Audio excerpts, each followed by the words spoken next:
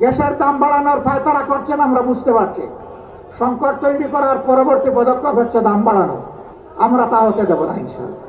সচিবালয়ে যারা বসে আছেন, মন্ত্রী হন, এমপি হন, জনগণের কথা শুনতে হবে, জনগণের কথা মানতে হবে। আমাদের এই চলমান আন্দোলন দাবি আদায় না হওয়া পর্যন্ত অব্যাহত থাকবে। অতীতের কায়দায়, ফেসিবাদী কায়দায় আমাদের লং মার্চে যেন কোনো বাধা দেওয়া না হয়।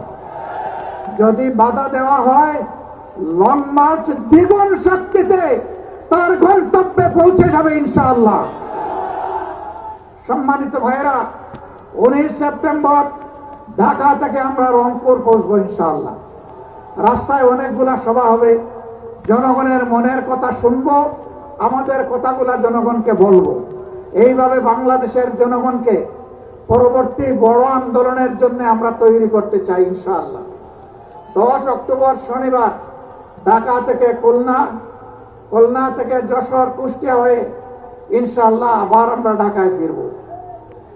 একই লং মার্চ 24 অক্টোবর শনিবার ঢাকা থেকে সিলেটে রেলপথ যাত্রা হবে, মার্চ হবে। কেন রেলপথ? কেন সব জায়গায় সড়ক পথ, এখানে আবার রেলপথ কি জন্য? যেহেতু জামাতে ইসলামের আমিরের বাড়ি সিলেটে, এই জন্য, তাই না? জি না, এটার জন্য না। সিলেটের রাস্তাতে এখন আর কোনো মানুষ চলাচলের কোনো ব্যবস্থা নেই। শত শত গাড়ি যখন সিলেটের পথে রওনা করবে, জনগণের চরম ভোগান্তি হবে।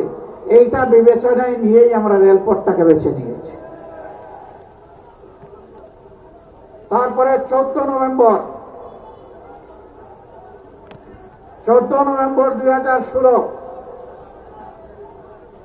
ঢাকাবাসী, আপনাদের কাছে জানতে চাই, বাংলাদেশের প্রত্যেকটি গ্রাম থেকে, পাড়া থেকে, মহল্লা থেকে আমাদের ভাই বোনেরা ঢাকার দিকে রওনা করবে। ঢাকায় মহাসমাবেশ অনুষ্ঠিত হবে ইনশাআল্লাহ। সেই দিন ঢাকাবাসী, আপনারা কি সত্যিকারের অতিথির দায়িত্ব পালন করার জন্য প্রস্তুত আছেন? আমি আপনাদেরকে আজকে থেকে সেই প্রস্তুতি নেওয়ার জন্য আহ্বান জানিয়ে রাখলাম।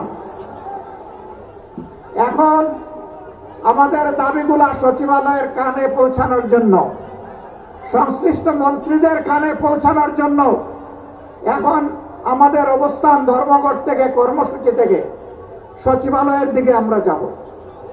এই সচিবালয় কোনো দলের নয়।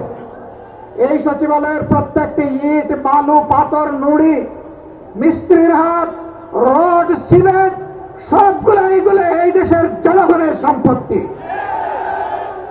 সচিবালয়ে যারা বসে আছেন, মন্ত্রী হন, এমপি হন, জনগণের কথা শুনতে হবে, জনগণের কথা মানতে হবে। আজকের মতো আমাদের দাবি খুবই অল্প। আমার চুলায় গ্যাস চাই, আমার মাকে আর কান্নাবেন না,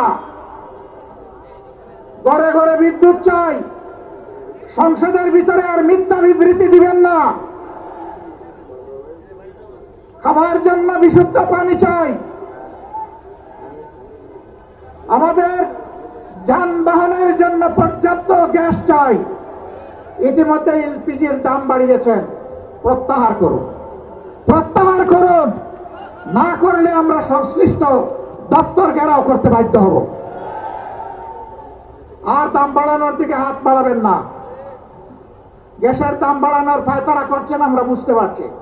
সংকট তৈরি করার পরবর্তী পদক্ষেপ হচ্ছে দাম বাড়ানো। আমরা তা হতে দেব না ইনশাআল্লাহ। আপনারা তৈরি আছেন তো? তৈরি থাকবেন। বাংলাদেশ জিন্দাবাদ, 11 দলীয় ঐক্য জিন্দাবাদ। আসসালামু আলাইকুম ওয়া রাহমাতুল্লাহ।